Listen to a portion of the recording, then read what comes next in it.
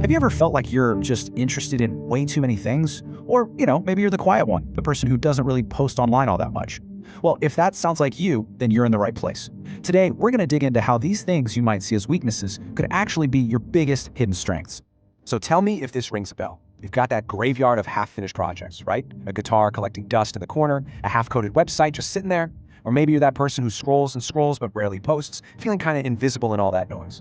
But what if I told you these aren't flaws? Seriously, what if they're actually superpowers in disguise? Let's get into it. All right, first things first, let's tear down a huge myth that a lot of us have had drilled into our heads our entire lives. The myth of specialization. Yeah, we've all heard this one a million times, right? A jack of all trades is a master of none. It's almost always thrown around as a bit of an insult, a way to make us feel bad for not just picking one lane and staying in it forever. And for the last 100 years or so, this is the model that's been rewarded, the I-shaped expert. These are the folks who thrive in what psychologists call a kind learning environment. Think of a golfer, just practicing the same exact swing over and over and over. The rules don't change, it's predictable. In that world, yeah, digging one deep hole makes you a champion. But let's be honest, our world isn't really like that anymore, is it? So, since the world has totally changed, we need a new way of looking at things. This brings us to a new model for that so-called scattered brain of yours. Let's talk about the M-shaped superpower. You know that phrase we all know so well? Turns out, it's incomplete. The full quote is actually, "A jack of all trades is a master of none, but oftentimes better than a master of one." Whoa, that completely flips the script, doesn't it? It's telling us that having a wide range of interests isn't a weakness at all. It's a huge strategic advantage. And here's exactly why that breadth is so incredibly important today. The specialist, the I-shaped mind, they're perfect for that predictable, kind environment. But our world today, it's what you'd call a wicked environment. The rules are changing constantly. Things are unpredictable.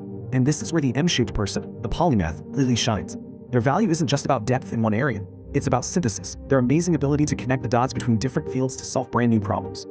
The real superpower behind all of this is something called far transfer. And it's not just about knowing a little bit about a lot of things. No, it's about being able to take an idea from one field and apply it to a totally unrelated one.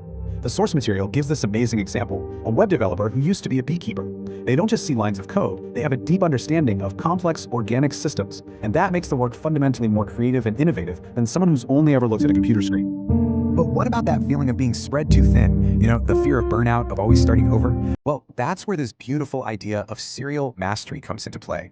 You don't have to build all the peaks of your M at the same time. The trick is to see your life in seasons. Maybe your 20s are your music season, and your 30s are your programming season. You didn't quit music, you just completed a season. It's a marathon, not a frantic sprint to master everything at once. Okay, so let's shift gears to our second big myth. We've talked about what you do, all those passions and projects. Now let's talk about what you don't do. Let's talk about the myth of invisibility.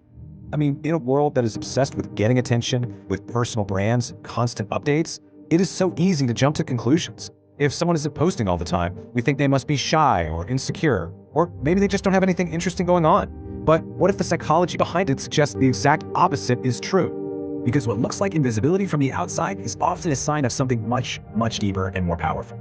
It's not an accident, it's a choice. So let's dive into the incredible power of privacy. When researchers look at people who don't post very much, they find this fascinating set of traits. And guess what? They aren't signs of weakness. They actually point to a high need for privacy, a really strong sense of self, and a secure self-esteem. These folks don't need likes to feel validated. They aren't antisocial, they're smart. They're consciously protecting their own mental energy and getting their validation from within.